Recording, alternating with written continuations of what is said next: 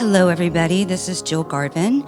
I am the Director of Psychological Health for the 102nd Intelligence Wing. Today, for our wellness podcast, I have a guest, and her name is Sue Andersen. I know Sue from the Samaritans. She's the board president of the Samaritans. It's a local support organization. They have a crisis line. We've talked about it on this podcast before. They have several support services groups around suicide loss. Sue is also a yoga teacher and coach, working with people who have experienced loss and that are grieving. She offers a lot of yoga classes and workshops, and we'll talk a little bit about how she got into that. And at the end of the podcast, we will give some information around some of the workshops and classes she has to offer, and for the 102nd as well. Sue is also a suicide loss survivor who lost her son, Ian. And so I've asked her to share a little bit of her story, things that might have helped her along her grieving journey. And again, it's always important for us to have this conversation here at the 102nd as we try to reduce stigma and encourage people to seek help as quickly as possible. So welcome, Sue. Thank you for being here today with me. Thank you so much, Jill. Yeah, if you don't mind, I'd love to hear a little bit about your son, Ian. How old was he when he died? He was 25, and this was 9 years ago this April. And it was a shock. He did have some issues, mental health issues, very stressed. But, we never expected that he would die by suicide. And at the time, he was living in Rhode Island, and we were here on the Cape. So, there was a lot of, it was an interesting time, I would say, because people down here on the Cape where we were living didn't know him. And so, but everybody that we knew in Rhode Island, where we had lived previously, of course, knew him. But I found probably a month after he died, a resource that was an online forum called the Alliance of Hope for Suicide Loss Survivors. And one of the first recommendations that I got from somebody there was a breathing exercise. And it was about, inhale to a count of 4, exhale to a count of, inhale to a count of 3, exhale to a count of 4. And the idea was to, just, first of all, that keeps your mind busy when you're counting, right? But also just keep that regular breath, because you get breathless, in grief and stress and anxiety. And I found that just so helpful. And then after that, I began taking a yoga class locally.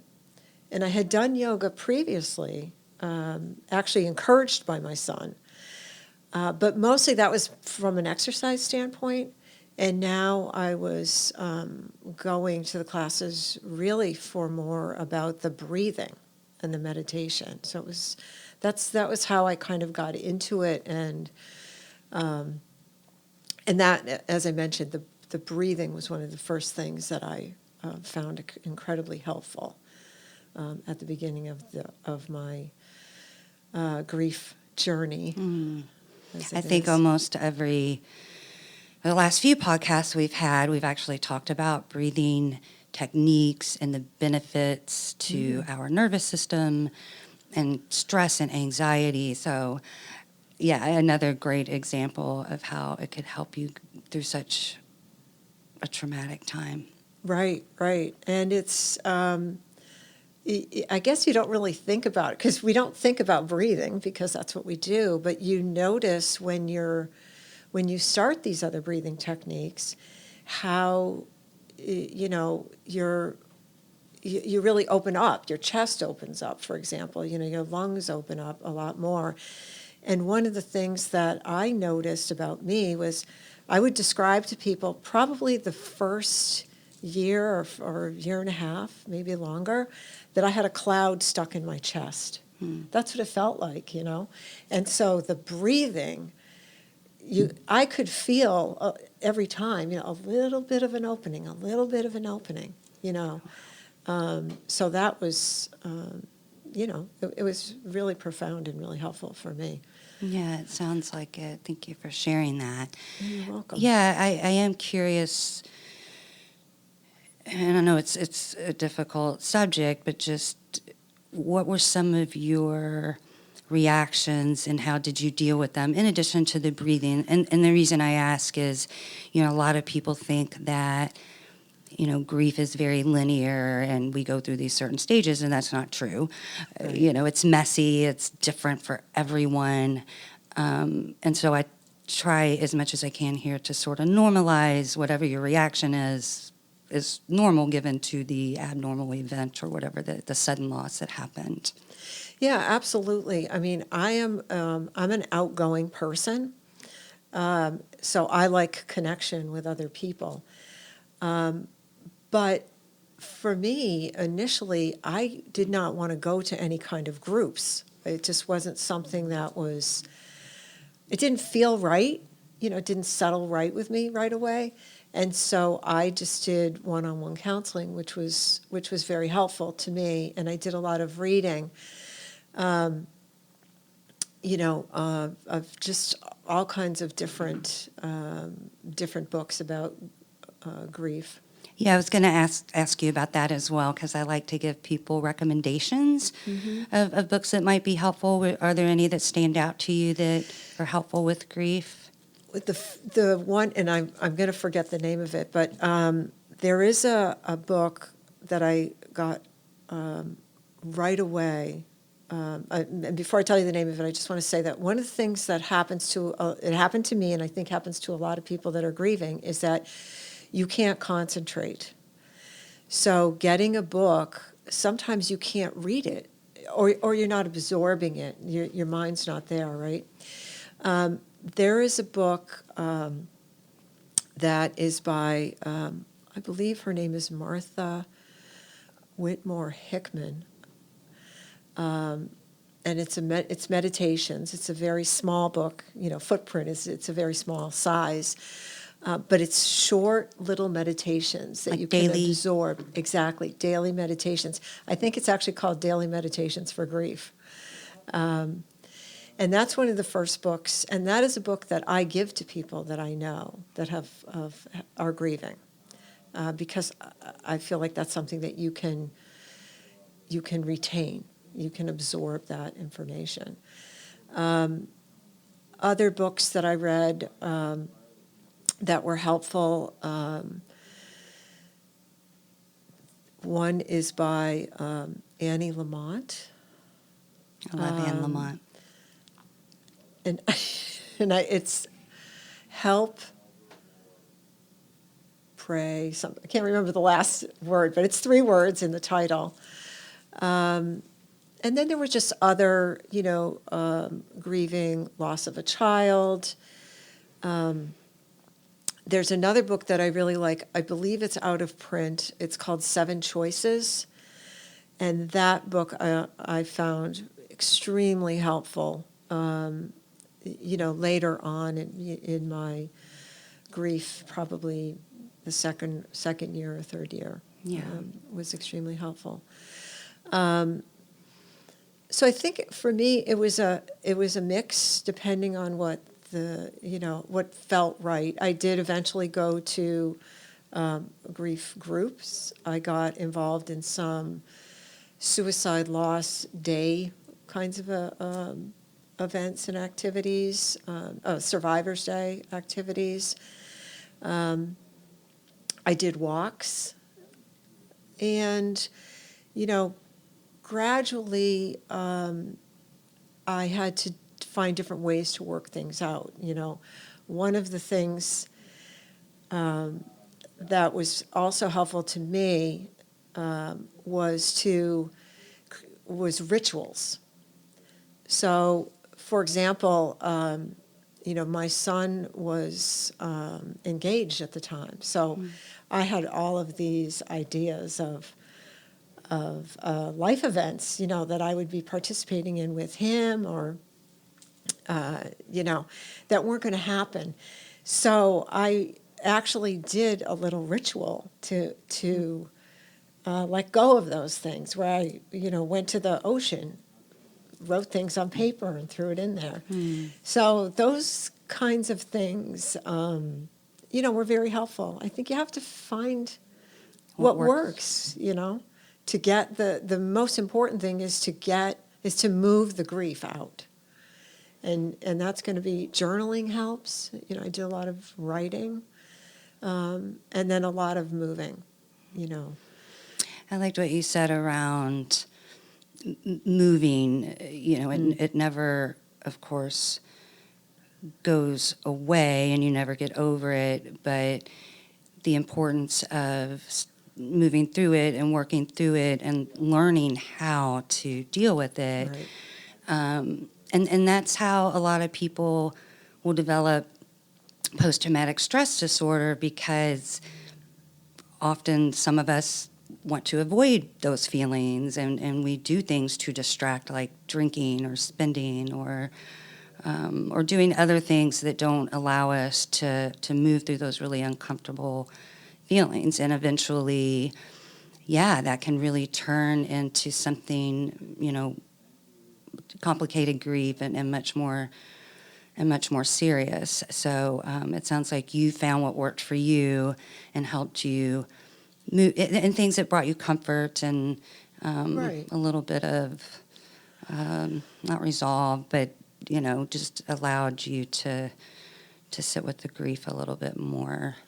Yeah, and I think I heard this description of grief being like a river, where sometimes things are free flowing, and sometimes there's the log in the middle that dams everything up, and you've got to figure out a way to get rid of that log. So you can be, you can be fine for an hour or a day or whatever. You can, laugh, and then why am I laughing? So there are a lot of things that that you experience, but I think it's important, at least for me, it was important to find ways to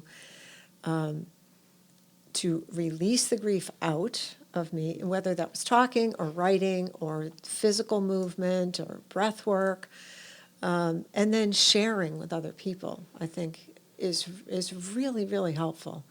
Not to be afraid to do that.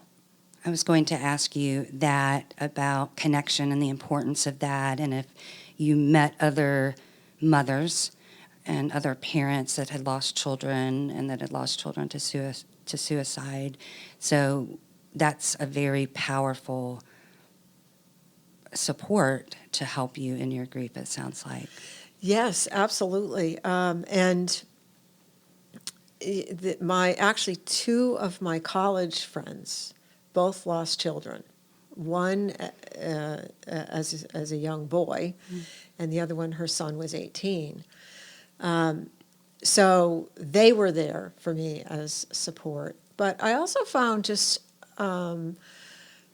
people that were just grieving in general, or had lost someone, but maybe they were further along in their grief, that were very comforting. It's nice to make that connection, because then you feel like you can talk to somebody. I think no matter who you've lost in your life, it's nice to be able to connect with somebody that has a similar experience. Mm-hmm. Sometimes you don't want to, or either you don't want to talk about, for example, I might not want to talk about my son with people that maybe are, like they're nervous about hearing about my son. Even if I want to talk about something that was fun, or funny about them. Whereas other people might be more open because they've experienced something. It doesn't frighten them. So it's scary, to people that haven't experienced grief or something like a loss of a child, to be talking to somebody who experienced that. So they get nervous about it. You have to, I don't know, kind of give people a little bit of a break. Yeah. I've talked to a lot of different grievers that, will share something like that, and they know who's uncomfortable with it.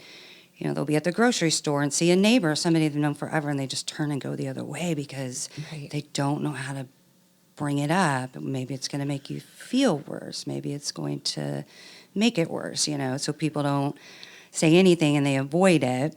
It's always one of the things I've done here too is try to offer suggestions for people on what to say to others that are grieving and even what not to say. Mm-hmm. We have here at the 102nd, a lot of our members have worked here for a very long time, and they've known each other for many years and their families.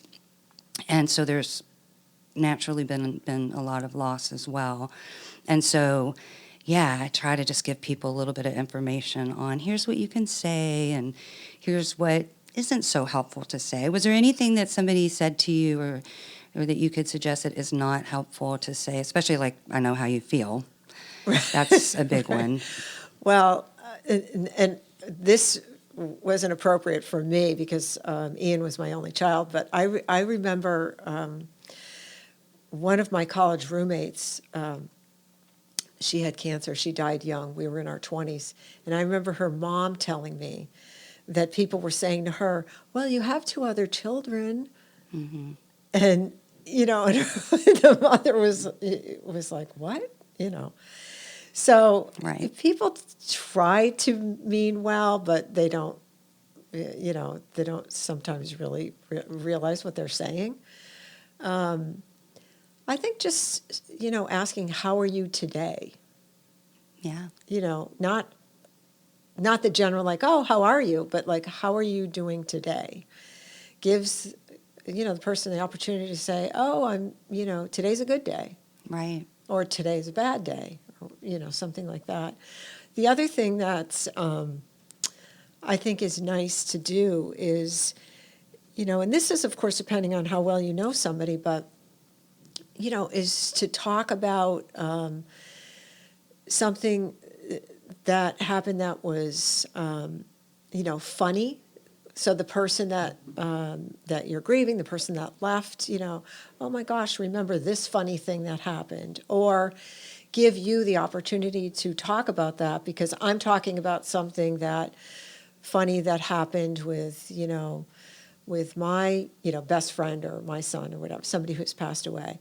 And then you would be able to say something too. So just having that opportunity to talk about the person, I think, is important, but not don't feel like you have to talk about the sadness. Right, the death. You can talk about their life. Yeah, yeah. And again, sometimes that's hard. You have to kind of gauge what, what's happening. What would you say is I'm sure there are many things, but what do you miss most about Ian, and what do you remember the most? Well, his laugh. He was a little bit of a jokester, so that's that I remember. Very demonstrative, in love, a person that liked to hug. So I definitely miss that. He had a lot of friends, and but I'm still friends with a lot of these friends, which is really nice. They're still in my life. Helped you stay connected. Yeah, helped me stay connected, and I think was good or is good for both of us. Certainly was good early on, but yeah. So that's what I miss and remember. Certainly. Yeah, and I liked what you said about being able to share joyful memories and more about their life, not necessarily their death, and other people sharing that with you because they knew him, and that's a connection to Ian. Right. So when somebody shares with you a funny story, that is very nice for you and comforting for you. Right. Yeah, exactly. Exactly. Sometimes I think it's harder for people that, um, when you're in a community, I'll speak in terms of losing a child, when you're in a community that everybody knows you and knew your child, then sometimes they don't know. It's a more awkward situation. They really don't know what to say. Because for me, because my son was in a different state, people didn't know him because we moved here, after he was a teenager. It was, in a sense, a little bit easier because I didn't have people that didn't want to talk to me in the grocery store because they only knew me, and they knew me just from the neighborhood or, a gym class or something like that. They didn't really know me as the family that grew up and the kids in school and all of that kind of history. So I think sometimes that's a little bit harder for people. And it doesn't, whether it's a child or a husband or sister or, wife, whatever, I think sometimes that is a little bit more difficult. It just, that I've heard from other people. Thank you for sharing that. Yeah, that's helpful. So it sounds like you started utilizing breathing techniques and you got into yoga and learning how to be in your body and that really helped your grief tremendously. And the other thing I want to talk about is I know that now you help a lot of others. Yes. By offering what helped you to the community. So can you tell us a little bit about your workshops and classes and how you kind of started doing that? Yeah, sure. So I practiced yoga for probably 5 years before I took my teacher training. And over that time, over the teacher training and as I began to teach different classes, I found that I was drawn to classes that were maybe a little bit more gentle, that were slower, that allowed the participant, the student, to really just relax and, have that opportunity to meditate and just, kind of get into their own head, and have that, find that time, because we don't really get a lot of that time for stillness and silence. And that I saw was very beneficial to a lot of people. As I got involved with the Samaritans, which was 4 years ago in April, I also got involved in some other organizations. That another organization here on the Cape called Sharing Kindness, and that began to shape a little bit more of these special classes that I was doing or workshops that were associated with, working with people that are grieving, and combining the breath work, gentle movements, and restorative yoga to help people have that opportunity to get some of that negative energy out with movement, and then that relaxing piece of it in restorative. So that really over the last couple of years is where that's come in, and I've taken a couple of additional trainings in that area to figure out what are the best poses to use and things like that. So I have on my website now, I've got a page that's specific to grief and loss, and it has resources there. There's also another resource page that I have that has additional videos of classes, recorded classes. What is your website? It's Sue Andersen, which is Andersen, yoga.com. So there are resources there, and there's also weekly classes that I teach. So I teach 2 classes on Zoom only. Those are Wednesday night and Friday morning. And then I teach a class through a studio in Sandwich that's on Zoom or in person. And any workshops? I have a workshop that is going to be coming up the end of April, the beginning of May. I'm still finalizing the date. It'll be a 2-hour workshop called Moving Your Grief, and it will include breathwork, meditation, journaling, and that will be hopefully in Hyannis. I'm still getting the space signed on, and open also on Zoom. So it'll be in person and on Zoom. Great. And so do these cost, or are they free? So the classes are between $10 and $20, depending on the length of the class. And the workshop does have a cost, but that will also have some availability for free. If somebody can't afford If it. somebody can't afford it, yeah.